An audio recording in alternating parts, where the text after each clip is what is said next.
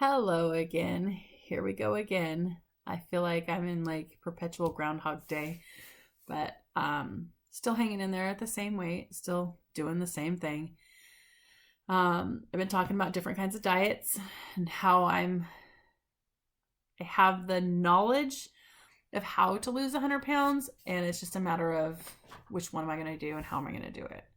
Um, we talked about the South Beach diet. We talked about HCG in the pounds and inches. I talked about intermittent fasting yesterday. Check out those videos in the last few days if you want. Would love to have you check them out and like and subscribe. Don't forget to do that. Today, I'm going to talk a little bit about extended fasting. So intermittent fasting is delaying yourself to eat, so putting it off. And you can do that, just skip breakfast and then eat lunch and dinner and then skip lunch and then just eat dinner and then just one meal a day. Extended fasting is doing it for a longer time. An extended fast is you pick a minimum of 24 hours and then fast for that time. Anytime there is a fast for more than 5 days, the refeed has to be very intentional, and that's where I usually mess up. During an extended fast, there are so many things that your body goes through.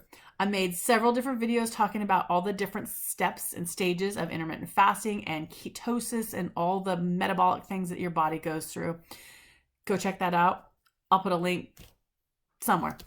Anyways, experts have said that I read on the internet, so I'm not an expert, that a 24-hour fast can start the process of healing, but a 72-hour fast is like the best one you can do. Now, I'm not just like this water fast, so it's not a juice fast, because juice fast just load you up with sugar, and that really isn't going to help you. You're going to lose weight, but it's not going to be the right weight. But in a 72-hour fast, the immune system completely resets itself, autophagy kicks in, and there's an opportunity for the body to do some serious healing. I have done several extended fasts in the past few years. The first one I did was water fast, and it was a 14-day, and I had just come off of HCG. I was totally excited about doing it, and it wasn't hard, and I actually enjoyed it. I did another one for 350 hours, and it was more of a struggle, but I was okay. I absolutely hate how I've ended all my fasts. I always quit because people find out that I'm doing it. And then they start to look at me like I'm crazy, and they start to judge me and watch me like I'm going to die at any moment. My last extended fast was totally ended like this. I was cruising along very nicely, and I had to go back to school. And when I did, everyone was asking me questions. And when I told them what I was doing, there were those faces. You know the ones. The faces, you can't fast, you're going to die. It really bothers me that people who have never fasted think that they can advise somebody who has. And that's why it really bothers me is I have fasted. But again, who am I to tell anybody how to lose weight and how to be healthy when I am the epitome of sick? High cholesterol, high blood pressure, high blood sugars. Who am I to tell anybody health advice? That's why I really want to do this. I really want to lose the weight so that I can have a leg to stand on, basically. So I can be like, I did this.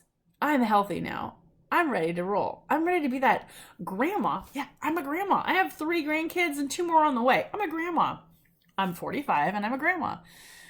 And I want to be that grandma that's the crazy grandma that's like, oh no, what's she going to do this time? But anyways, fasting. I enjoy fasting. But when somebody starts judging me or looking at me like I'm damaging my body or I'm self-destructive, it really makes me want to quit. And so I start playing mind games with myself. And I'm like, well, maybe I am sick. Oh, I don't feel good. Oh, I'm dizzy too much. Oh, I'm going to pass out. And instead of doing all that, I need to just go take a nap. Get some water, get some electrolytes, and take a nap. But instead, I go, well, maybe I should eat. Maybe I'm pushing this too hard. And I go eat. And eat. And eat. And then it's an emotional eating. And then it's, oh my gosh, I got all this food in the house. I gotta just eat everything. And then I go grocery shopping. And then it's over. It's done. It's done. And it usually starts with me sipping on pickle juice because the pickle juice has potassium in it and it makes me feel better. But then the pickle juice leads to the pickles, and the pickles lead to the pasta salad, and the pasta salad, it's over by then. Anyways, I can't go back and change what I've done in the past. All I can do is change what I'm going to do in the future. and I have to commit to doing something. I'm not sure which one I'm going to do. I would like to do the HCG because I think it would cleanse me. I'm so proud of me. I've quit drinking soda. Once in a blue moon I'll have one, but I am not addicted to it like I was. So when I was pregnant 21 years ago, my oldest son, 22 years ago, when I was pregnant with him, I drank Mountain Dew religiously. Okay, so that was when I was 24. I started drinking Pepsi when I was 16, and I had a 32-ounce Pepsi every single day. Every single day. And then it rolled into Mountain Dew. And then I had my son. And then I kind of went, Pepsi. Let's go back to Pepsi with my daughter. And I had her the next year after that. And then I decided to start drinking diet sodas because diet sodas had 0 calories. And I was definitely on a weight loss kick. So I was losing weight. And then I drank Diet Mountain Dew, I think, with my youngest. Go figure. That's a great thing to do. But I have stopped caffeine several times. And every time I stop caffeine, I turn into this zombie that nobody wants to even be around. And in that process, I hate it. I hate myself when I'm like that. And it's just miserable, just like, I'm in a brain fog, and I'm just awful. I did find out that that's because my cortisol levels are messed up, and if I can get cortisol and my cortisol levels like regulated, my hormones better, so I'm sleeping at nighttime and awake during the daytime, it definitely helps. So I have to do that to regulate it. But all that was to say, I'm not addicted to caffeine anymore, and I can stay awake and I can be just fine on just water. I don't get the migraines. I don't get the headaches. I don't know. I've had sugar lately, but it's not like I'm having it every day, all day long. So I'm not having the big reactions to it anymore. So anyways, yeah. So when I do go on any of these diets, I don't have the detox like I used to, because before it was miserable. So that's better.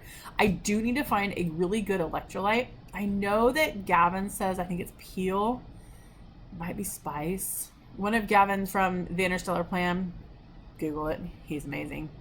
One of his is an electrolyte that he recommends that you use for when you're fasting. And I might just bite the bullet and go buy it. But we'll see. Anyways, I might learn how to drink black coffee. Oh, I don't really like it. I don't know. Got to do something. I got to figure out and set my mind to it. That's all it is. All there is to it is setting my mind to what I'm going to do. But anyways, I love extended fasting. The longest one I've done, I think, is the 14 days, and then I did the 11. I threw a couple of days of dry fasting in. We'll talk about that tomorrow. Dry fasting is totally another whole ball game. Yeah, it's yeah. Tomorrow, I'll talk to you about it. I want to save that for tomorrow. I like to mix things up, unfortunately. They all work. Again, like I said yesterday, they all work. They are all great, but you have to stick to it. And then you have to have a plan for when you're done. And maybe I need to sit down and plan. And I always have my spreadsheet. Here's how many calories or how many pounds I'm going to lose. Here's how I'm going to do it. I'm predicting I'm going to lose a half a pound a day. If I lose more than that, yay. And then if I start playing with my numbers and there's a graph, and I get it all planned. And then I last for like 2 weeks, and then I'm done. I need a better plan.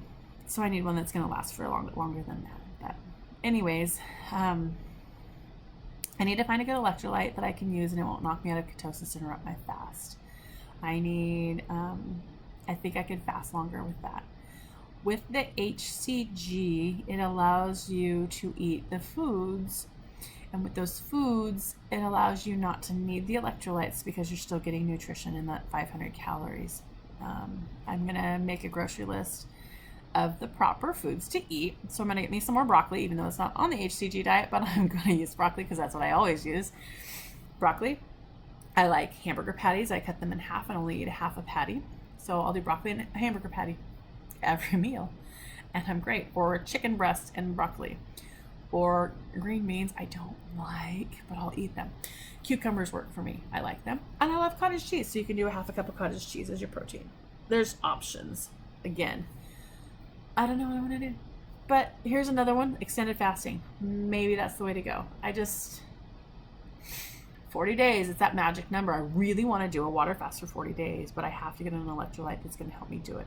I will do the HCG for 40 days if I need to. I might have to put a thing on the refrigerator to remind me I'm not, yeah. I have to figure out what to do with my kefir too, because I make so much kefir. I'm making like a half a gallon a day, and if I'm not eating, because I'll drink a half a gallon a day if I have it, but if I'm not drinking it and only Terry's drinking it, he only drinks like 1 cup a day. So I need to reduce my kefir production down, and I really don't want to do that because I really do like having it. Maybe I can incorporate that into my HCG, but it's high in, no it's not, because it's skim milk, and I can have a half a cup of skim milk on HCG. I might just have to cut my production down a little bit.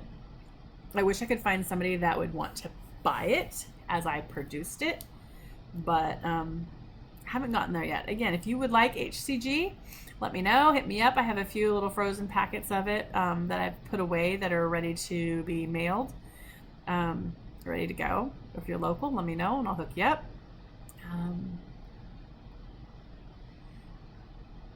I've got some planning to do. All right, here's to healthier, happier, you and me.